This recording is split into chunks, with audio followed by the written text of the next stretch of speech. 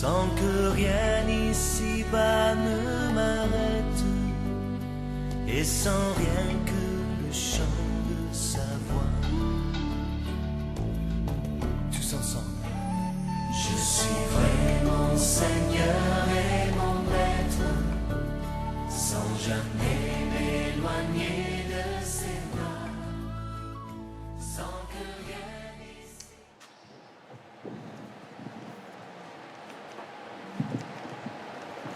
Bonjour à tous.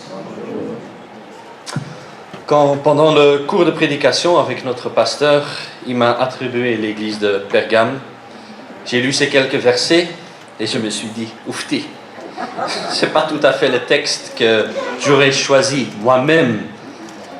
Mais c'est en étudiant ce passage que j'ai apprécié que c'était pas moi qui avais choisi le texte qui me plaît, mais c'était moi qui devais étudier, prêcher un texte qu'on me donne. Et c'est là qu'on découvre comment la parole est riche. Je me remercie donc notre pasteur pour ce défi très édifiant. J'avoue que je suis un peu stressé. On m'a souvent dit que je suis un bon parleur. Mais prêcher la parole de Dieu, c'est autre chose. Prions. Seigneur notre Dieu, gloire à ton nom. Tu es le Seigneur des seigneurs, le roi des rois, le roi tout-puissant, le Seigneur et Sauveur de tes enfants, de ton Église que tu tiens dans ta main. Aide-nous, aide-moi d'être fidèles à ta parole, ton unique parole, et garde-moi humble, pour que tes enfants puissent être édifiés, réveillés, encouragés, et que ceux qui ne te connaissent pas encore, dans ta grâce, tu leur ouvres leurs yeux, pour qu'ils puissent se détourner du péché, se tourner vers toi comme leur seul Sauveur et Seigneur. Au nom de Jésus-Christ. Amen. Dans notre série sur les 7 églises, nous sommes donc arrivés à l'église de Pergame. Je vous invite donc à ouvrir vos Bibles avec moi à Apocalypse 2, les versets 12 à 17. Apocalypse 2, les versets 12 à 17. Écrit à l'ange de l'église de Pergame. Voici ce que dit celui qui tient l'épée aiguë à 2 tranchants. Je connais l'endroit où tu es établi. Là se trouve le trône de Satan. Et tu es fermement attaché à mon nom. Et tu n'as pas renié la foi en moi, même durant les jours où Antipas, mon témoin fidèle, a été mis à mort chez vous, là où Satan habite. Mais j'ai certaines choses contre toi. Tu as là des gens attachés à la doctrine de Balaam, qui enseignait à Balak à tendre un piège aux Israélites pour qu'ils mangent des viandes sacrifiées aux idoles et se livrent à l'immoralité sexuelle. Ainsi, toi aussi, tu as des gens attachés de la même manière à la doctrine des Nicolaïtes. Repens-toi donc, sinon je viendrai bientôt à toi. Je les combattrai avec l'épée de ma bouche. Que celui qui a des oreilles écoute ce que l'Esprit dit aux églises. Au vainqueur, je donnerai de la manne cachée, et je lui donnerai un caillou blanc. Sur ce caillou est écrit un nom nouveau que personne ne connaît, si ce n'est celui qui le reçoit. Avant de plonger dans le texte, je voudrais commencer avec une petite introduction historique. Ce n'est pas mon point fort, mais cela va nous aider à mieux comprendre. Pergame veut dire citadelle. Elle se dressait au sommet d'une colline de 300 mètres. C'était la plus importante localité de la Mysie, province au nord-est de l'Asie mineure. Grâce à Alexandre le Grand, cette ville est devenue importante et riche. Elle avait une bibliothèque qui comptera environ plus ou moins 200 000 livres. Vers 130 avant Jésus-Christ, Pergame devient romaine et capitale provinciale.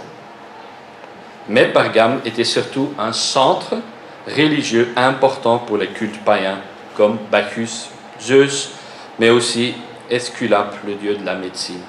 Et depuis 29 ans avant Jésus-Christ, on trouve un temple dédié à l'empereur.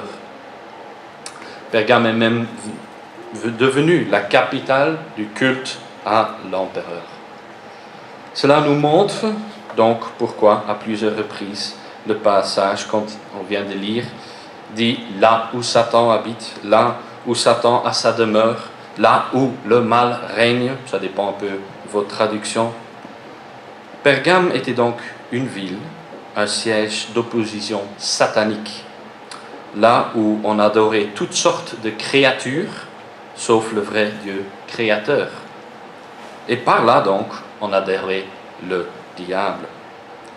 Mais c'est là aussi que Christ, il a une église, où il y a des chrétiens qui adorent le vrai et unique Dieu. J'ai coupé ce passage en 4 sections, et chaque partie, je vais essayer d'expliquer ce que le texte nous dit, et cela sera suivi par une application pour nous. Le verset 12 commence avec « Écrit à l'ange de l'église de Pergame ». L'ange de l'église, c'est le responsable, le représentant de l'église. Ce que Jésus dit est directement adressé aux responsables et indirectement aux croyants de l'église de Pergame. Jésus, il continue, verset 12, « Voici ce que dit celui qui a l'épée aiguë à 2 tranchants. Je connais l'endroit où tu es établi, là se trouve le trône de Satan. Tu es fermement attaché à mon nom, et tu n'as pas renié la foi en moi. Même durant les jours où Antipas, mon témoin fidèle, a été mis à mort chez vous, là où Satan est établi. » L'image de l'épée à 2 tranchants, on la retrouve à plusieurs endroits dans la Bible, et je vous lis un des passages les plus connus en Hébreux 4, le verset 12. En effet, la parole de Dieu est vivante et efficace, plus tranchante que toute épée à 2 tranchants, pénétrante jusqu'à séparer âme et esprit, jointure et moelle. Elle juge les sentiments et les pensées du cœur. L'épée à 2 tranchants. Ce verset nous montre donc ces 2 angles. L'angle réconfortant, que c'est Christ qui est le vrai juge, c'est lui qui a le dernier mot et pas le diable, mais aussi l'angle que c'est Christ, Dieu, qui châtie, reprend et qui purge son Église. Christ sait où l'Église a sa demeure, là où Satan habite. Christ connaît leur situation, qui est loin d'être facile. Un endroit où partout autour d'eux, il y a de l'opposition satanique. Pour nous, c'est difficile de s'imaginer. Mais c'est là que Dieu les veut. C'est là où Dieu les a placés, comme une lumière dans les ténèbres. Ils n'ont pas déménagé. Christ sait que cela les a coûté cher. Antipas, mon témoin fidèle, dit Jésus, a été mis à mort à cause de son témoignage fidèle. Selon la tradition, il était grillé vif quand on l'a mis dans un taureau en bronze, avec un grand feu en dessous. Horrible, mais ils sont restés fidèles à son nom. Ils font face au diable parce que Christ les a placés là. C'est lui qui a le dernier mot. C'est lui qui dirige toutes choses. Et maintenant pour nous, cela devrait nous encourager aussi. Christ, il sait tout. C'est lui qui place ses enfants, même là où tout autour de nous cela semblait d'aller mal en pire. Il nous tient dans sa main. Il ne nous ignore pas. Il ne nous abandonne pas. Et cela est réconfortant. Mais aussi, même si autour de nous tout semble noir, nous sommes appelés à être une lumière. Et être une lumière, être fidèle, cela a un prix. C'est peut-être pas la mort ou la torture ici en Belgique, mais c'est être ce témoin de Christ. Et cela n'est pas facile, ce n'est pas apprécié par le monde. Mais ces souffrances, ces épreuves sont là pour nous éduquer, comme un père le fait avec son fils. Il le fait pour notre bien. C'est Christ qui nous a placés là où il veut. Il est au contrôle. Et en Christ, nous, on peut être confiants, malgré l'opposition. Il est le vainqueur en chaque chrétien. Continuons le verset 14 à 15. Mais j'ai certaines choses contre toi. Tu as là des gens attachés à la doctrine de Balaam, qui enseignait à Balak à tendre un piège aux Israélites pour qu'ils mangent des viandes sacrifiées aux idoles et se livrent à l'immoralité sexuelle. Ainsi, toi aussi, tu as des gens attachés de la même manière à la doctrine des Nicolaïtes. Mais j'ai certaines choses contre toi. Après l'encouragement, la reproche. Fidèle au nom de Jésus-Christ, oui, mais c'est quoi la reproche et à qui il s'adresse? Le reproche, c'est que l'Église de Pérgame, les responsables, ont toléré des gens dans l'Église de Christ qui vivent et enseignent une fausse doctrine, celle de Balaam et les Nicolaïtes. Ces deux doctrines, ils n'ont pas la même origine, mais au fond, les Nicolaïtes et ceux qui suivent la doctrine de Balaam, ils vivent et enseignent les mêmes erreurs, nous apprend le texte. À l'église d'Éphèse, ils n'ont pas toléré ces faux enseignants, nous dit le verset 6, contrairement à l'église de Pergame. La reproche de Christ, elle est adressée à qui premièrement? Quand on regarde bien le texte, on voit une distinction entre ceux qui suivent ces faux enseignants, ceux qui suivent la doctrine de Balaam ou les Nicolaïtes, et à ceux qui se reprochent est adressé, les responsables, l'Église et les croyants. Ces faux enseignants ne sont pas leurs frères. Les Nicolaïtes et ceux qui suivaient la doctrine de Balaam sont bien dans l'Église de Pergame, mais ils ne font pas partie des croyants. C'est très important. Quand on regarde bien qui est désigné par les mots « vous » et « toi », on voit les responsables et indirectement les croyants. Quand on regarde qui est derrière les mots « des gens », on voit les faux enseignants. La doctrine de Balaam. Pour ceux qui connaissent un peu leur Bible, vous savez que Balaam n'est pas une personne très positive. Entre Nombres 22 et 25, on voit Balaam, un prophète, un devin, c'est peut-être mieux, qui est mandaté par Balak, roi de Moab, pour maudire les Israélites qui, après avoir traversé le désert, traversé ces territoires vers le pays de Canaan. En cours, à travers cette histoire, on voit un Balaam qui sait que Dieu l'a interdit d'aller maudire les Israélites. Mais Balaam, qui après insistance, part quand même pour aller maudire les Israélites.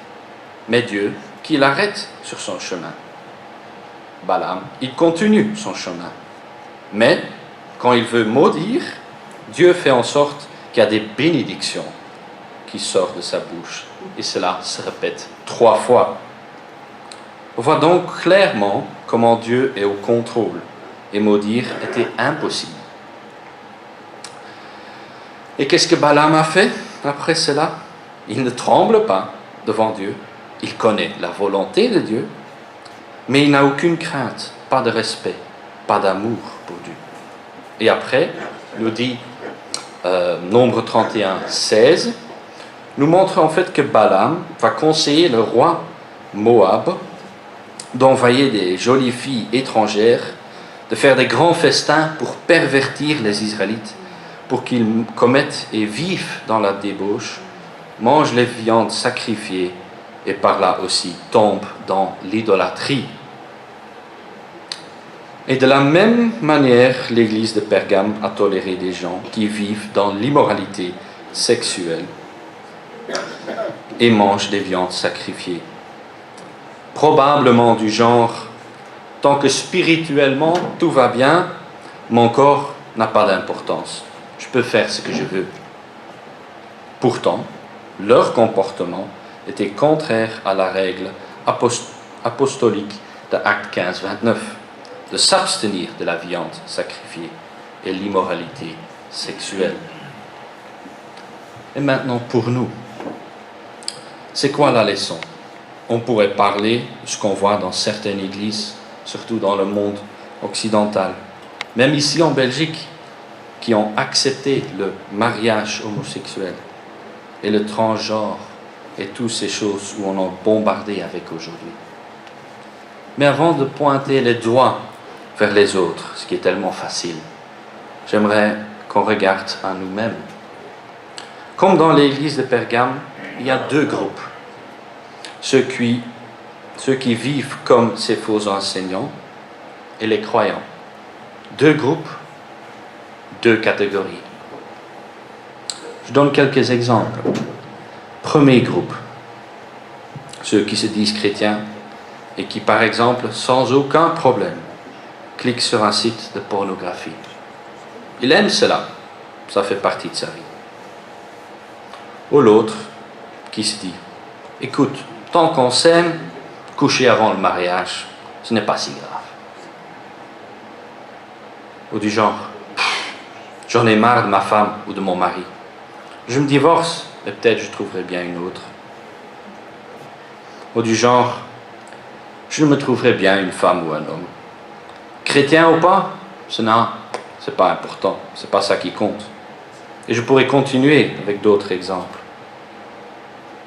Mais on voit ici un groupe qui connaît la vérité biblique, comme Balaam, mais ne craignent pas Dieu. Ils n'ont pas le désir de le suivre.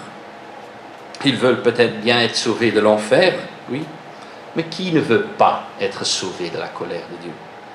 Qui ne veut pas être sauvé de l'enfer? Mais ils ne veulent pas avoir Jésus-Christ comme leur maître, leur Dieu.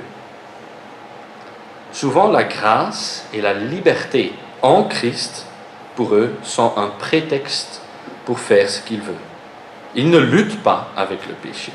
Ils vivent dedans sans aucun problème. Du remords, ils l'ont peut-être de temps en temps, mais la repentance, ils ne la connaissent pas. Et être saint, cela ne les intéresse pas trop. Si on veut les aider, les amener à la repentance, parce que nous, on n'était pas mieux, ils refusent, ils ignorent, ils vont même si loin de justifier leur vie dans le péché. Ce que je viens de dire est peut-être très cru, et cela peut être plus subtil, mais aussi dans d'autres domaines de notre vie. Le deuxième groupe, c'est par exemple celui qui veut être saint, mais il a difficile. Il croit en Jésus, mais quand il regarde lui-même, il n'est pas très fier. Il a déjà tombé pas mal de fois. Il a déjà regardé la pornographie, ou même fait une mauvaise décision, où là, il supporte les conséquences. Mais chaque fois qu'il glisse, ou elle glisse, ou tombe, il se sent mal. Il va à genoux, peut-être en pleurant. Il demande pardon. Il se repent. Conscient de sa faiblesse et de sa dépendance, il continue son chemin. Comme un imparfait, avec des hauts et des bas, mais en paix et parfait en Christ. Parce qu'il a trouvé le pardon en Christ. Il est justifié. Et pour lui, contraire à l'autre groupe, il y a plus de joie dans Christ que dans le péché. Deux groupes, deux comportements. Le dernier chrétien est sauvé. Et l'autre groupe le confesse par leur bouche, mais n'est pas chrétien. Ils sont perdus s'ils ne se convertissent pas. Et moi, depuis que je suis chrétien, même baptisé, Est-ce que j'ai une autre relation avec le péché? Je le déteste, je lutte contre? Ou est-ce que j'aime le péché? Je peux vivre dedans. Je le justifie. Et ainsi je montre que je ne suis jamais devenu un vrai chrétien. Il n'est pas encore trop tard. Tu vis dans les temps de la grâce. Tu peux encore fléchir le genou. Repens-toi et crois en Jésus. 1 Jean 3, 9 nous dit: quiconque est né de Dieu ne pratique pas le péché, parce que la semence de Dieu demeure en lui, et il ne peut pas pécher, parce qu'il est né de Dieu. Cela ne veut bien sûr pas dire qu'un chrétien ne pêche plus, mais un chrétien n'a plus la même relation avec le péché. Toute la lettre de Jean est là pour que ses enfants sachent qu'ils ont la vie éternelle, parce que cette lettre nous montre clairement la distinction entre le chrétien qui n'aime pas le péché, qui n'est pas esclave, qui ne vit pas dans le péché, et celui qui n'est pas chrétien, même s'il le confesse avec sa bouche. Romains 6, 1. Que dirons-nous donc? Allons-nous persister dans le péché afin que la grâce se multiplie? Certainement pas. Nous qui sommes morts pour le péché, comment pourrions-nous encore vivre dans le péché? Le chapitre 6 de la lettre aux Romains nous montre que la grâce de Dieu, la grâce que Dieu nous a accordée, n'est jamais une excuse pour vivre dans le péché. On ne peut que servir un maître, et la grâce que lui nous donne aide-nous à lui suivre, avec des hauts et des bas, je le reconnais. La Bible, elle ne tourne pas autour du pot.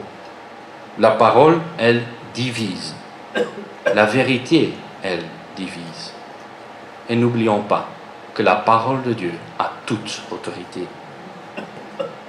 Et comme un pasteur a dit une fois, ton meilleur ami dit toujours le plus de vérité. Ton meilleur ami dit toujours le plus de vérité. Retournons vers le texte, le verset 16 à 17a. Repens-toi donc, sinon je viendrai bientôt à toi, et je les combattrai avec l'épée de ma bouche. Que celui qui a des oreilles écoute ce que l'Esprit dit aux églises. Qu'est-ce que Jésus ordonne? De se repentir. Qui doit se repentir premièrement? Les responsables de l'église de Pergame. Ce sont eux qui ont des oreilles pour entendre, et ils doivent reconnaître qu'ils ont tort d'avoir toléré ces faux chrétiens, ces faux enseignants dans son église. Christ, il a la tête de l'église, et il la veut pure.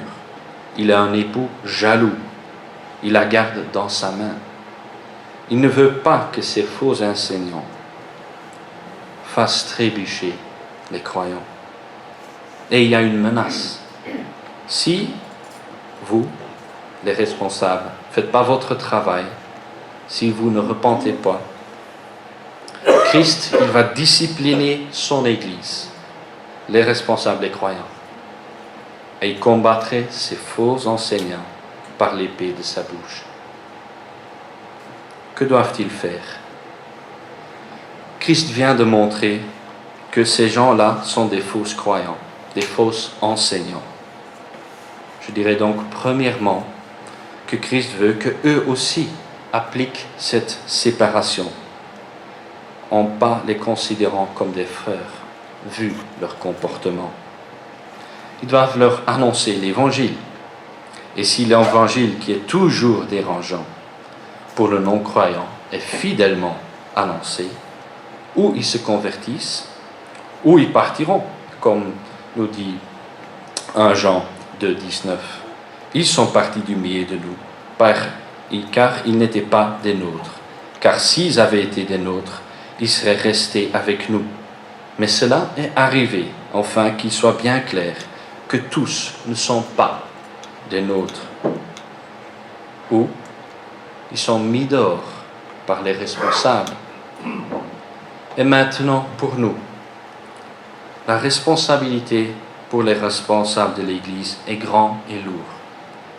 Ils ont besoin de nos prières pour qu'ils annoncent fidèlement la parole de Dieu, l'Évangile, et ne cherchent pas à être conformes à leur culture et ainsi vouloir remplir des églises avec des gens qui en fait ne veulent pas Dieu. Et cela est tellement facile, de parler que de l'amour de Dieu sans montrer l'autre face, l'autre côté de la médaille, sa justice, son jugement. L'un ne va pas sans l'autre. La repentance, reconnaître qu'on a tort, que ce qu'on a fait est mauvais, qu'on a rebellé, qu'on a bafoué notre Créateur. C'est par cela que chaque chrétien commence à sa conversion. Mais c'est aussi quelque chose qu'on continue de faire dans notre vie chrétienne, se repentir. Dieu qui a commencé avec un domaine dans notre vie, il continue, étape par étape. Cela peut faire mal, mais c'est nécessaire, car sans la sanctification, nul verra le Seigneur. C'est pourquoi confessons nos péchés. Il est fidèle et juste pour nous pardonner et purifier de tout mal, nous dit 1 Jean 1, 9. Quelle promesse, quelle grâce. La repentance est probablement l'élément qu'aujourd'hui, dans le monde, mais aussi dans beaucoup d'églises, on ne veut plus entendre. Dieu est là pour moi, pour me sauver. Moi, me repentir, fléchir mon genou, jamais. Je suis sauvé, c'est bien comme ça. C'est faux. Ceux qui pensent comme cela ne seront pas sauvés. La foi, la confiance qu'on place dans le sacrifice parfait de Jésus-Christ et la repentance sont inséparables. Si on les sépare, on ne peut plus parler d'une vraie foi qui sauve. Maintenant, à ceux qui sont en Christ, est-ce qu'on aime tellement ceux qui nous entourent qu'on ose leur dire la vérité? Je donne un exemple. Si par exemple ton enfant, il vient à l'église et par exemple il est baptisé, c'est dit chrétien, mais il ou elle vit dans le péché, sans que cela lui semble de causer des problèmes. Il justifie son péché. Oses-tu lui dire, mon enfant, je t'aime tellement, si tu continues de vivre ainsi et tu ne repens pas, il y a une très grande chance que tu n'aies jamais été converti. Tu le dis par tes lèvres, mais ta vie témoigne du contraire. Et cela peut être dans l'adultère comme dans d'autres péchés. Oses-tu lui dire, repens-toi et crois en Christ, convertisse-toi. Sinon, tu seras perdu. Moi, j'ai dû dire cela à quelqu'un que j'aime, très proche, pas facile, mais je l'aime trop. Est-ce que vous aimez vraiment ceux qui vous entourent? Lisons le reste du verset 17. Au vainqueur, je donnerai de la manne cachée et je lui donnerai un caillou. Sur ce caillou est écrit un nom nouveau que personne ne connaît, si c'est celui qui le reçoit. La récompense, c'est pour les vainqueurs, à ceux qui ne font pas de compromis avec le péché. Christ donnera de la manne cachée et un caillou blanc. Sur cette dernière partie, il y a 1000 variations, les unes les plus compliquées que les autres. Mais ce que les commentateurs sont d'accord, c'est que cela parle de la récompense pour ceux qui ont vaincu. Pour moi, ce qui me semble le plus biblique, la manne cachée, c'est Christ, nous dit Jean 6, 51. Chaque chrétien a déjà cet avant-goût à son retour. chaque chrétien a déjà cet avant-goût. Mais à son retour, lors de la glorification, ceux qui lui appartiennent seront pleinement en lui. Parfaits, plus de larmes, plus de souffrances et surtout plus de péché. Et le caillou blanc, comme l'entrée avec un nom nouveau, un nouveau corps, lavé par le sang de Christ et un nouveau nom, comme un nouveau départ. Quelle espérance! Et nous? Ce qui est sûr, c'est que la promesse, la récompense, la vie éternelle, c'est que pour les vainqueurs, pour ceux qui persévèrent, pour ceux qui veillent jusqu'à la fin.